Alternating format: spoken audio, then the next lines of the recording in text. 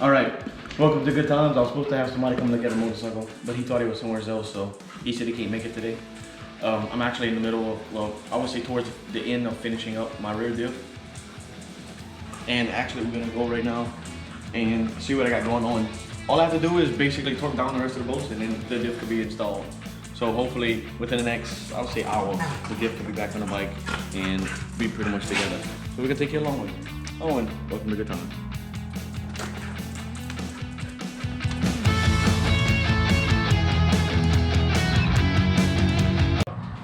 Let's go back and we can finish the diff right now. All I gotta do is torque down the bolts. Well, my bad for the lighting. I'm trying to actually have the lights inside the car. So whenever we get the chance, I gotta put some more fixtures. I'm gonna go ahead and put some more fixtures right here so I can actually see my tools, because it's this, when it gets night out, I can't see my tools.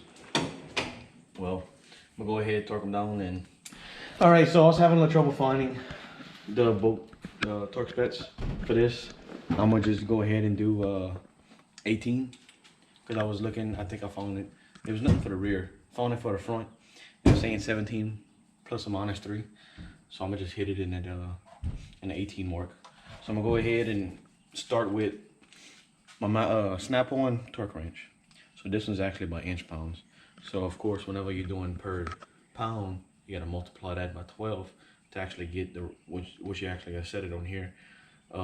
Unfortunately, this one that goes up to, I think, 12 or 15, I want to say. So I'm gonna go ahead and just start it with this one. I'm gonna go up to 10, go up to 12, and then I'm gonna get my bigger one out. So let's go ahead and get that done and get it all hooked up. So I'm gonna start with 10. So I'm actually tightening up, and it's hard to see what it is now, but if you look, as I rotate it, it's gonna slowly bring me up to right here where I need to be. So let me keep going with it. And of course, 10 times 12 is 120. So I'm gonna go ahead and bring it to the 120 mark. And then that's 120 right there. And I let that down, it's locked into place.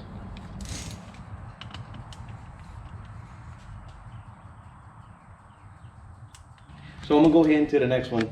This is our proto one. It's the same concept, you know. This one's only going, you know, you go up 1 for each foot pound. This is not inch pounds on this one. So right now I have it actually set. It's hard, it might be hard to see on there, but I actually set for 18 foot pounds. So you see how there's 20 right here and there's 18. So if I go up and move it, it'd actually be up to 20. So the 8 is actually where it's supposed to be. I'm gonna go ahead and torque this down, and then I'm gonna swap it over to that Allen head, and then I'm gonna finish the rest of them.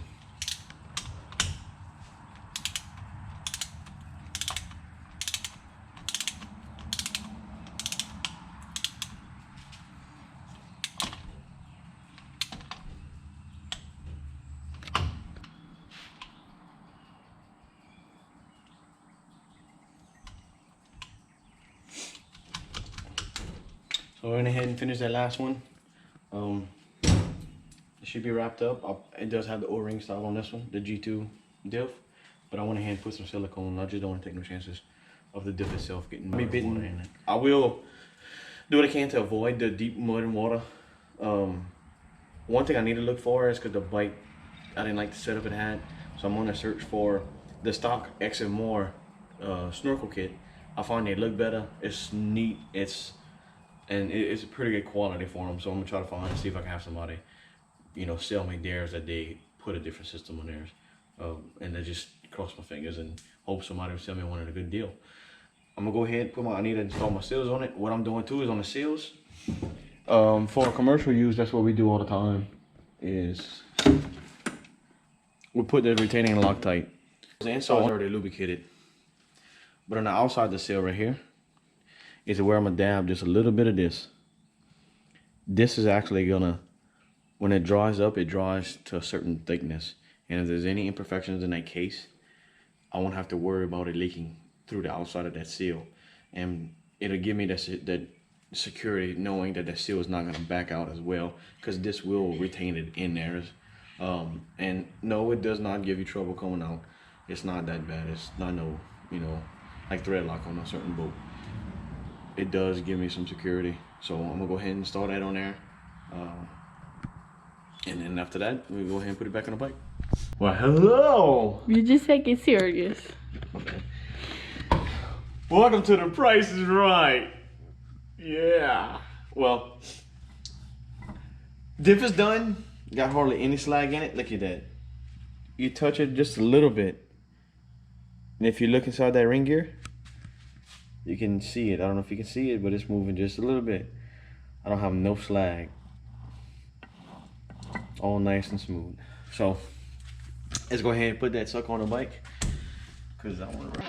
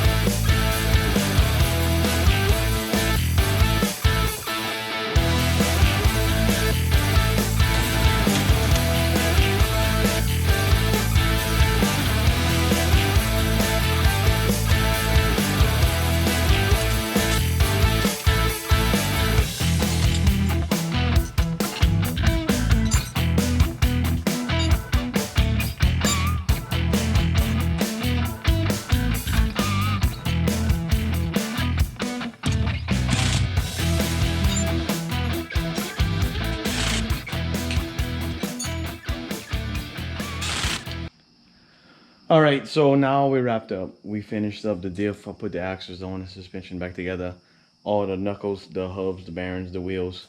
The bike is finally done. I still gotta put the rear of the plastics back on, but she's done. So I'm gonna show you actually something. So I bought these Evolution Powersports. No, not the Evolution Powersports, my bad. The Empire Industries exhaust. I went ahead because the guy who had them before me just ruined it. It was so gunked up and all, and just mud and water. I didn't want to put them things back on there, and I just went ahead and threw the entire bike. Let me put it like this: it did not start off like this. It started off as a big pile of crap, and I put so much time into this bike to get it to where it's at now.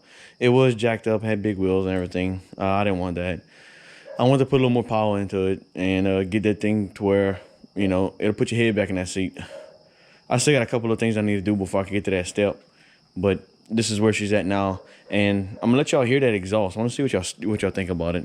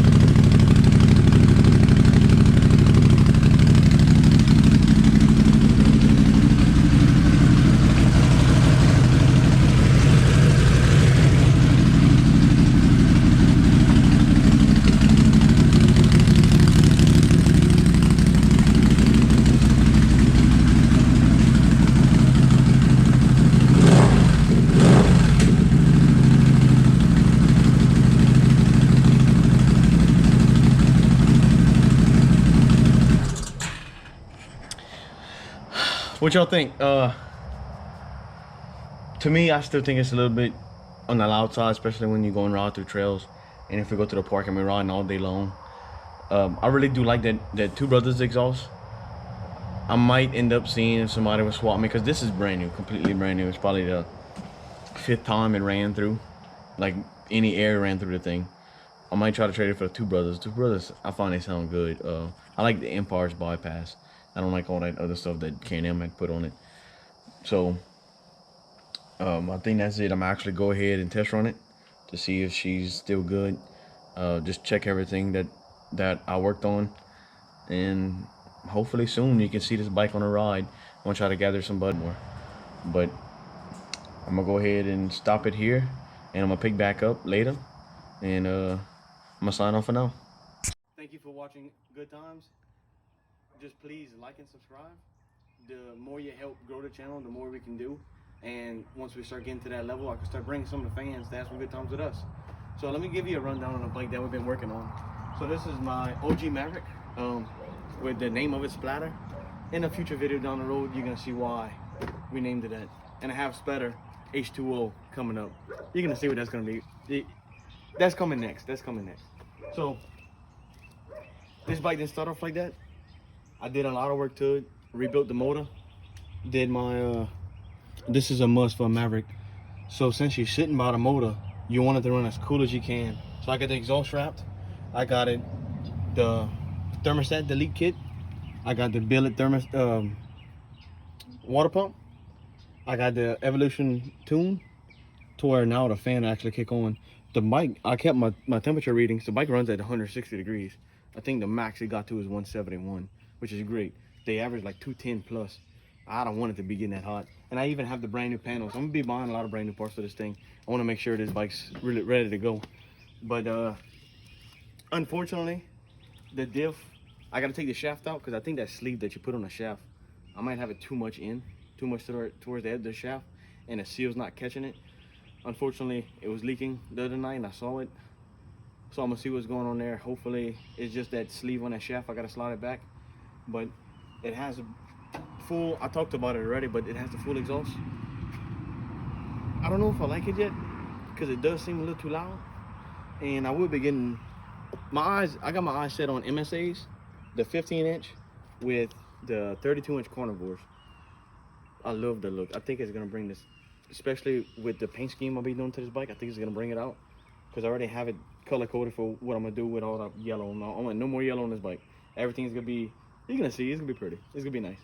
So bring it right here. It has the radio, the top on it. Nothing really too much on this side. I still gotta put some plastics on it, as you can see. I gotta still clean the seat. It's a little paillard at the moment. It's a little dirty. And I still need a snorkel. All I have is this right here. I don't even have everything else in the belt box. So I'm kind of struggling to get that. I don't want all that stuff over there. I don't like all that PVC piping and the flex hose. A lot of guys do use that. They say it's good to do, but I'm not doing that. I don't like it. But yeah, this is the Maverick. But just like I said, please just like and subscribe to the videos to help us grow. And I'm gonna start bringing you along, and hopefully, you know, some of the fans can enjoy us, and we can enjoy their company on doing good things, good times. So I'm gonna sign off right now, and thank you for watching.